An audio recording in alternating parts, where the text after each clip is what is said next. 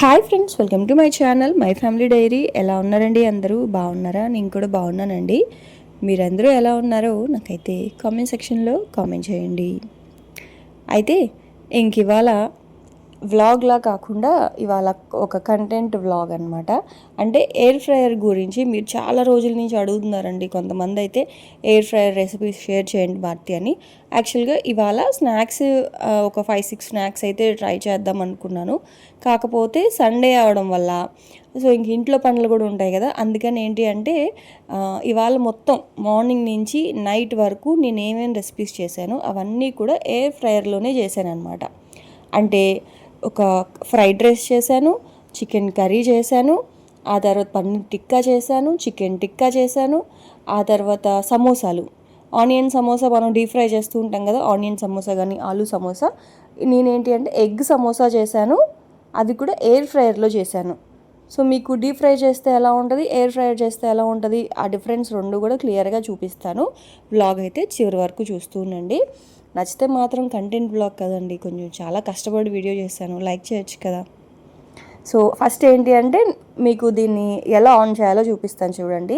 First అయితే on చేసిన వెంటనే రెడ్ కలర్ బటను బ్లింక్ అవుతుంది. దాని మీద కనుక మనం ప్రెస్ చేస్తే గ్రీన్ కలర్ కనుక నొక్కాము అంటే అది ఆన్ అయింది అని. ఇప్పుడు మనకి ఏది కావాలో, ఏ ఆప్షన్ కావాలో దాన్ని సెలెక్ట్ చేసుకోవాలి అంటే ఇదిగోండి, ఇక్కడ మనకి స్క్వైర్గా ఇట్లాగా సర్కిల్లో ఇట్లా చిన్న చిన్న బాక్సులు లాగా ఉన్నాయి కదా. సో ఇదిగోండి, దాన్ని క్లిక్ చేస్తూ ఉంటే ఒకసారేమో ఫ్రెంచ్ ఫ్రైస్, ఇంకొకసారి వెజిటేబుల్స్ లాంటివి పెట్టినప్పుడు తక్కువ టెంపరేచర్ కావాలి అనుకున్నప్పుడు క్యాప్సికము, తర్వాత ఫిష్, చికెను, ప్రాను, ఇట్లా అన్నిటికీ ఒక్కొక్క ఆప్షన్ అయితే ఉంటుంది. మనం దాన్ని ఎన్నిసార్లు క్లిక్ చేస్తే ఆ బటన్ బ్లింక్ అవుతుంది.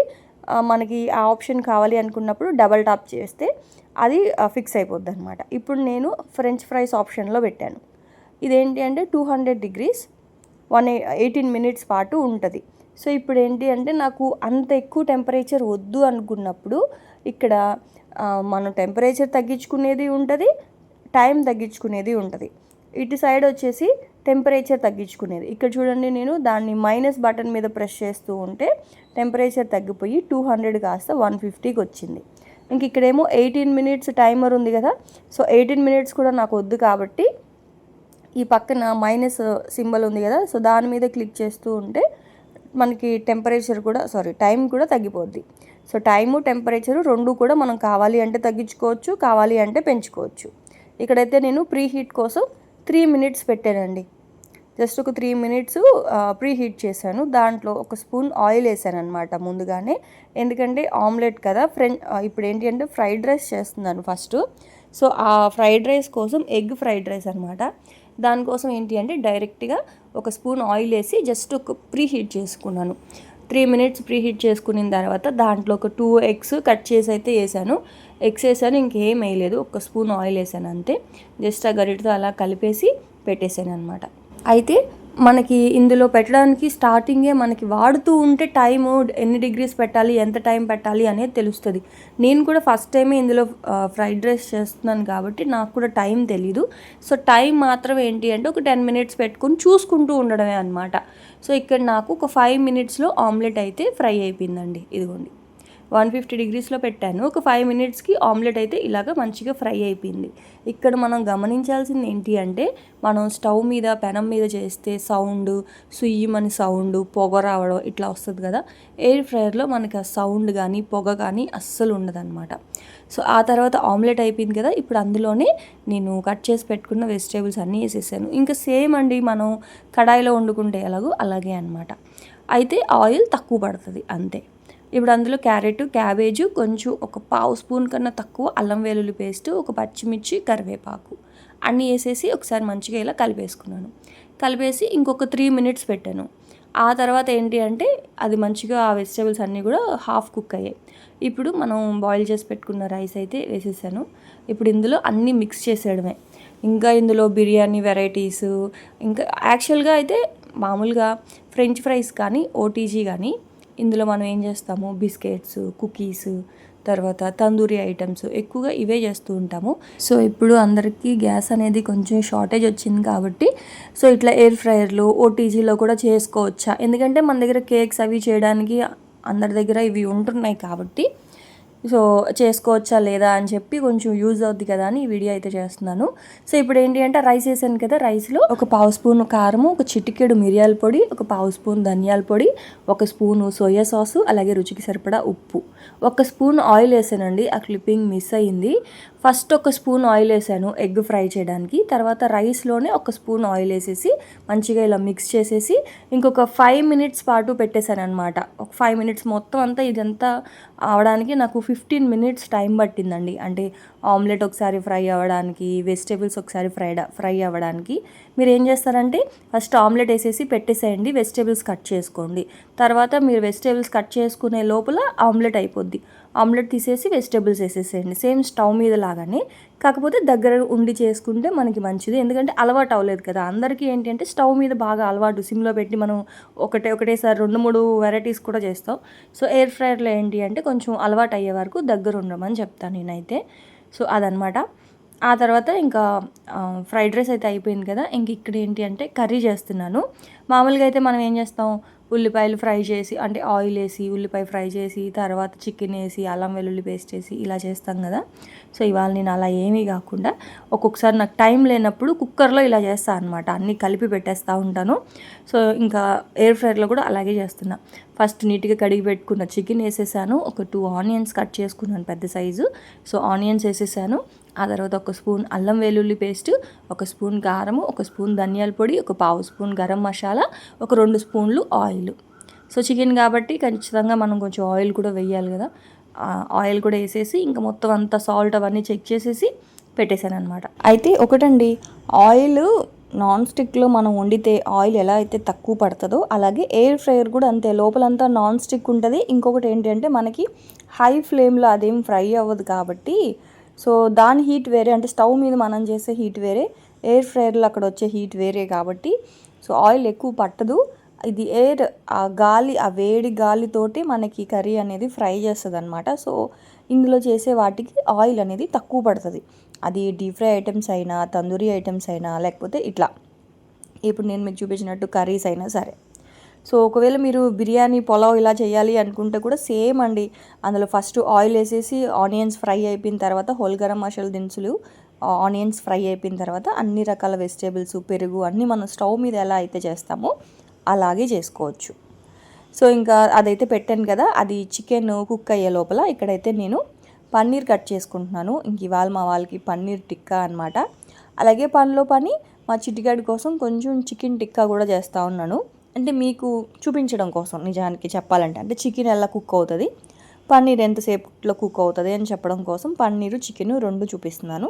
సో రెండింటికి కలిపి మ్యారినేషన్ అయితే కలుపుకుంటా ఉన్నాను అనమాట. ఉప్పు, కారము, పసుపు, ధనియాల పొడి, జీలకర్ర పొడి పావు స్పూను, గరం మసాలా ఒక పావు స్పూను, అలాగే చాట్ మసాలా ఏంటి అంటే పులుపు కోసం. చాట్ మసాలా లేని వాళ్ళు నిమ్మరసం వేసుకోండి. అలాగే ఒక చిటికెడు మిరియాల పొడి, ఒక స్పూన్ అల్లం వెల్లుల్లి పేస్టు. సో ఏ తందూరి ఐటెంకైనా సరే ఒక 2 స్పూన్లు శనగపిండి కనుక వేస్తే మనకి బైండింగ్ అనేది బాగా వస్తుంది అనమాట. అంటే మసాలా అంతా విడిపోకుండా పన్నీర్కి కావచ్చు, చికెన్కి కావచ్చు మంచిగా పట్టుకుంటుంది.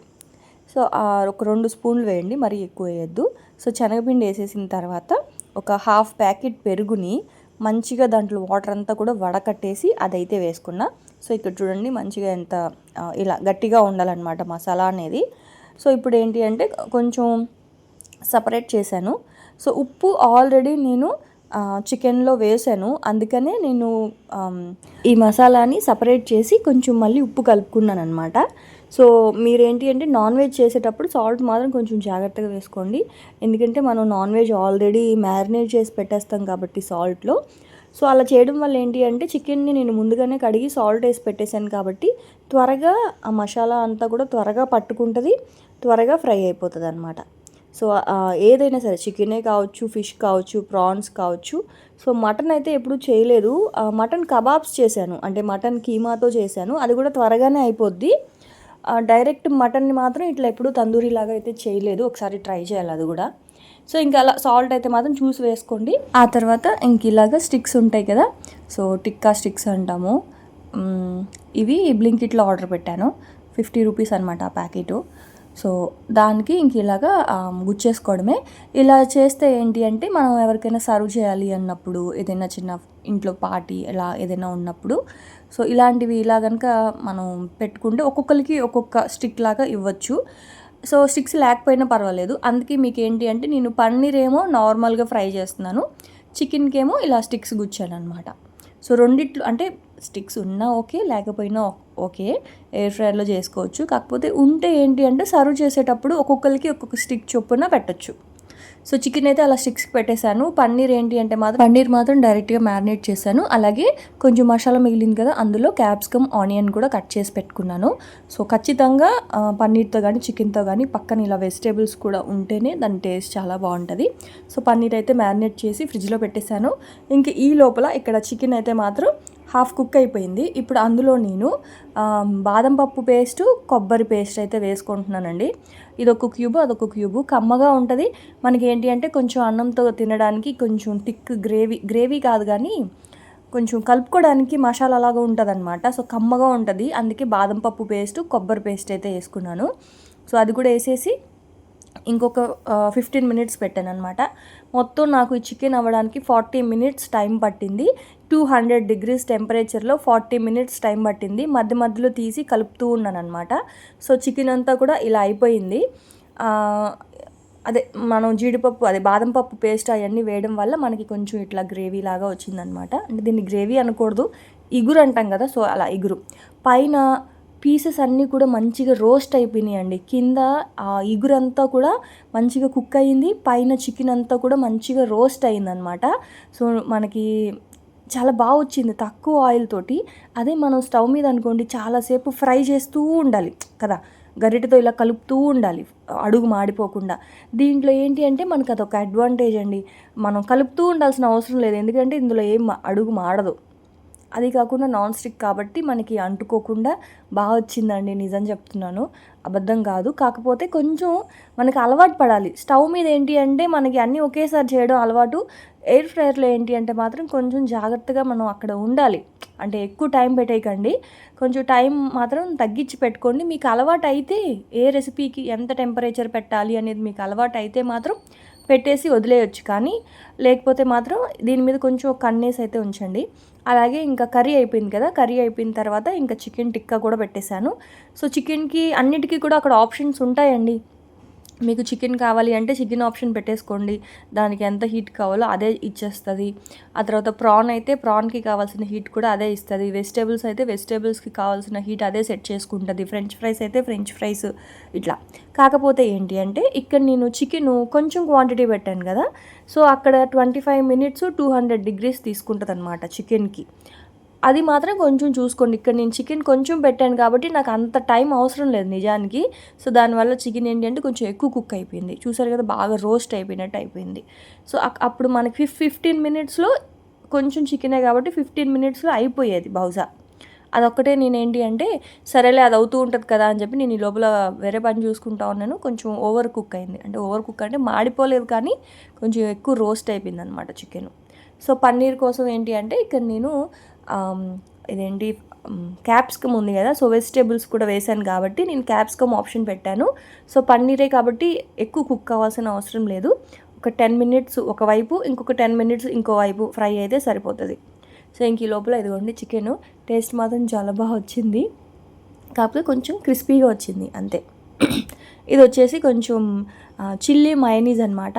సో మీకు రెసిపీ ఈసారి ఎప్పుడైనా చూపిస్తాలేండి. సో టైం లేక ఆ రెసిపీ అయితే నేనేం షూట్ చేయలేదు. మయోనీసే, వెజ్ మయోనీస్లో చిల్లీ మయోనీస్ అనమాట. మొన్న మీకు ఎగ్ మయోనీస్ చూపించాను కదా, ఇదేంటి అంటే నార్మల్ చిల్లీ మయోనీస్. ఈసారి ఎప్పుడైనా షేర్ చేస్తాను. సో ఇంక ఇదైతే మా చిట్టిగాడు నేను తినేసాం అనమాట. ఆ తర్వాత ఇంకా పన్నీరు అసలు పన్నీరే తినట్లేదండి, ఒక్క పీస్ తినింది. ఏంటో చెప్పాను కదా, అసలు గౌతమ్ కానీ భూమి ఆద్య ఎవ్వరు పన్నీర్ ఎందుకో ఆ పాలు ఫ్లేవర్ అనుకుంటా నచ్చట్లేదేమో. సో ఇంకా మా ఇంట్లో ఉన్నారు కదా లక్కీ విష్ణు, వీళ్ళు అస్సలు చికెనే తింటారు కదా, సో వాళ్ళ కోసం అనమాట ఇంకా పన్నీరు. సండే వస్తే ఖచ్చితంగా వాళ్ళ కోసం ఇట్లా పన్నీర్ వండాలి, లేదు అనుకుంటే ఒక్కోసారి ఎగ్ పెట్టేస్తాను. ఇంకా వాళ్ళ కోసం అయితే పన్నీర్ చేసి మా కోసం చికెన్ రెసిపీస్ అయితే చేసుకున్నాం అనమాట. ఇవన్నీ కూడా సండే రోజు, మీకు మండే ఎలా అయినా సరే వీడియో పోస్ట్ చేయాలని చెప్పి అక్కడ అన్నీ ఇందులోనే చేశాను అనమాట, మార్నింగ్ నుంచి నైట్ వరకు. సో ఇంకా పన్నీర్ అయితే మాత్రం 10 మినిట్స్ పెట్టాను కదా, ఇంక ఇప్పుడు ఏంటి అంటే ఇంకొక 150 డిగ్రీస్లో ఇంకొక 10 మినిట్స్ పెట్టాను, అంటే ఇటువైపు తిప్పి జస్ట్ ఆయిల్ అనేది ఇలా బ్రష్ చేశానండి అంతే. మీరు చూస్తున్నట్లయితే అసలు నేను ఆయిల్ ఎక్కడ వేయలేదు, జస్ట్ ఇలా బ్రష్ చేస్తున్నాను ఆయిల్ని అంతే. సో ఆయిల్ ఫ్రీ, ఆయిల్ అసలు తినరు అనుకున్న వాళ్ళు ఎయిర్ ఫ్రైయర్ని మంచిగా వాడచ్చు. సో నిజానికి ఇన్ని రోజులు నేను పెద్దగా వాడలేదు ఎయిర్ ఫ్రైయరు, మీకు రెసిపీస్ షేర్ చేద్దామని చెప్పేసి నేను ఇందులో రెసిపీస్ చేయడం అయితే స్టార్ట్ చేశాను. ఇప్పుడు దాకా ఇది వాడాను కదా ఇండక్షను, సో ఇంక నుంచి ఏంటంటే ఇండక్షన్ కొంచెం సేపు పక్కన పెట్టేసి ఎయిర్ ఫ్రైయర్లో చేద్దాం అనుకుంటున్నాను ఇక మీదట. సో పన్నీర్ కర్రీ కూడా అయిపోయింది చూసారు కదా, సో అది ఓకే. పన్నీర్ అయిపోయింది, చికెన్ అయిపోయింది, చికెన్ కర్రీ అయిపోయింది, చికెన్ టిక్కా అయిపోయింది, అలాగే ఎగ్ ఫ్రైడ్ రైస్ కూడా అయిపోయింది. ఇంక ఇప్పుడు ఏంటి అంటే ఫైనల్ రెసిపీ వచ్చేసి సమోసా. మెయిన్గా మనం డీప్ ఫ్రై చేసుకుని తింటూ ఉంటాం కదా సమోసా, సో దానికి దీనికి టేస్ట్ డిఫరెన్స్ ఎలా ఉంది, అది ఫ్రై చేశాక ఎలా వచ్చింది, ఇవన్నీ కూడా మీతో షేర్ చేస్తాను, చూస్తూ ఉండండి. జెన్యూన్ రివ్యూ అండి, ఎందుకంటే అంటే ఎయిర్ ఫ్రైయర్ కొనుక్కోవాలి అనుకున్న వాళ్ళు, దానివల్ల యూజెస్ పర్వాలేదా, టేస్ట్ బాగుంటుందా లేదా అనుకున్న వాళ్ళు చాలామందే ఉంటారు. సో లాస్ట్ రెసిపీ ఎలా వచ్చింది ఏంటి అనేది అయితే చెప్తాను, చూస్తూ ఉండండి. ఇంకా సమోసాలకి స్టఫింగ్ వచ్చేసి ఎగ్ కాంబినేషన్లో చేస్తున్నాను. సో దానికోసం ఫస్ట్ అయితే ఒక 2 ఉల్లిపాయలు, ఒక క్యాప్సికము, ఒక చిటికెడు అల్లం వెల్లుల్లి పేస్ట్, ఒక చిటికెడు పసుపు, ఒక పావు స్పూన్ కన్నా తక్కువ కారము, పావు స్పూన్ కన్నా తక్కువ ధనియాల పొడి, ఒక చిటికెడు గరం మసాలా, ఒక చిటికెడు జీలకర్ర పొడి అన్నీ వేసేసి మంచిగా ఫ్రై చేసుకోవాలి. ఎందుకు ఒక చిటికెడు అన్నానంటే ఎక్కువ మసాలాలు అవి వేస్తే సమోసా ఎంజాయ్ చేయలేం సమోసా ఫ్లేవర్ని, అందుకే మనకి ఆనియన్, క్యాప్సికమ్, ఎగ్ ఫ్లేవరే తెలియాలి, మరి ఉప్పు కారాలు ఎక్కువ ఉంటే తినలేము. అందుకే అన్నీ కూడా ఒక చిటికెడు వేసా, అన్నీ వేసా కానీ ఉప్పు వేయడం మర్చిపోయా, అందుకే లాస్ట్లో ఉప్పు కూడా వేసేసా. సో హై ఫ్లేమ్లో ఒక్కసారి ఫ్రై చేసేసి ఆపేసాను అనమాట. ఇదైతే పక్కన పెట్టేసుకున్నా, అది చల్లరాలి. ఇంక ఇప్పుడు ఏంటి అంటే ఎగ్స్ బాయిల్ చేసుకున్నాను. అలాగే మీరు ఒకవేళ చేసుకోవాలి అనుకుంటే మైదా పిండిని మంచిగా కలిపేసి సమోసాల్లాగా చుట్టుకోవచ్చు, కాకపోతే ఇప్పుడు అంత టైం లేదు, అందుకని నేను ఇన్స్టెంట్గా బ్లింకిట్లో సమోసా షీట్స్ ఉంటాయి కదా, సో అవైతే తెప్పించా. అవి క్లోజ్ చేయడానికి అది కొంచెం గోధుమ పిండిలో వాటర్ మిక్స్ చేశాను అనమాట. వాటర్ మిక్స్ చేసి పక్కన పెట్టుకున్న ఆ పేస్ట్ ఉంటే ఏంటి అంటే సమోసాలని ఇట్లా మనం క్లోజ్ చేయడానికి. సో ఇంక ఇవి వచ్చేసి సమోసా షీట్స్ నేను తెప్పించి 2 మంత్స్ అయిపోతుంది, అప్పుడు మీతో షేర్ చేశాను కదా సమోసాలు. సో అప్పటి నుంచి వీటిని మంచిగా ఫ్రిడ్జ్లో స్టోర్ చేసుకున్నాను, అవి ఏం పాడవలేదు, బాగున్నాయి కూడా. అయితే ఒకటండి, గాలి పోకూడదు, గాలి పోయింది అంటే మాత్రం చాలా పల్చగా ఉంటాయి కదా ఆ షీట్స్, ఎండిపోయాయి అంటే మాత్రం మనకి సమోసాలు క్లోజ్ చేయడానికి రావు, విరిగిపోతాయి అన్నమాట. అప్పుడు అలాగే విరిగిపోతాయి, సో అప్పుడు మనం సమోసాలు చేసుకోలేము. కాబట్టి జాగ్రత్తగా స్టోర్ చేసుకోండి, ఫ్రిడ్జ్లోనే స్టోర్ చేసుకోవాలి. ఒకవేళ ఎవరైనా బ్లింకిట్లో కనుక ఆర్డర్ చేసుకోవాలి షీట్స్ అనుకుంటే ఒకటేసారి అన్నీ వండేయం కాబట్టి కొంచెం జాగ్రత్తగా వీటిని అయితే మీరు ఫ్రిడ్జ్లో స్టోర్ చేసుకోండి, గాలి పోకుండా స్టోర్ చేయండి ఏదైనా జిప్లాక్ బ్యాగ్లో పెట్టి. ఆ తర్వాత ఇంక ఇక్కడైతే నేను ఎగ్ పఫ్ లాగా చేద్దాము అని చెప్పేసి ఇలా ట్రై చేశాను అనమాట. సో ఇట్లా ఒకటి ఇట్లా మనం ఇట్లా దాన్ని ఏమంటారు, ప్లస్ షేప్లో ఇట్లా పెట్టేసి మధ్యలో కొంచెం కర్రీ, ఆ పైన కొంచెం ఎగ్ పెట్టేసి ఇట్లా క్లోజ్ చేసుకున్నాను. సో మీ ఇష్టం, ఇలా అయినా చేసుకోవచ్చు, లేదు అనుకుంటే మామూలుగా ఎగ్స్ కట్ చేసేసి అందులోనే మిక్స్ చేసేస్తున్నా. నాకు అనిపించింది సరిపోవేమో షీట్స్ అని చెప్పి, సో ఇట్లా 2 షీట్స్ చేస్తే ఏంటంటే సరిపోవు అనిపించి ఇంకా మామూలు సమోసాలాగే చేద్దాంలే అని ఇందాక మనం ఫ్రై చేసి పెట్టుకున్నాం కదా క్యాప్సికమ్, ఆనియన్, అందులో ఎగ్స్ కట్ చేసేసి ఇలా వేసేసా. మీరు కావాలి అనుకుంటే ఎగ్ని అవాయిడ్ చేసి జస్ట్ ఆ ఉల్లిపాయ, క్యాప్సికమ్ స్టఫింగ్ కూడా పెట్టుకోవచ్చు.